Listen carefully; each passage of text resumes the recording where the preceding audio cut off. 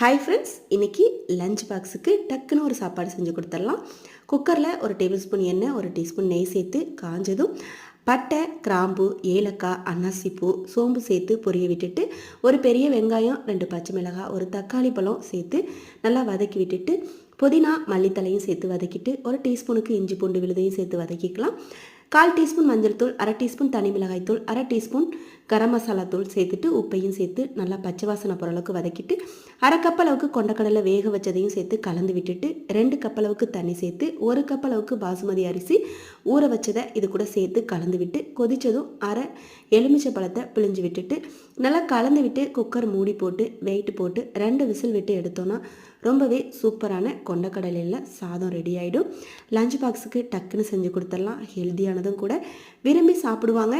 பிடிச்சிருந்தா லைக் பண்ணுங்கள். நன்றி, வணக்கம்.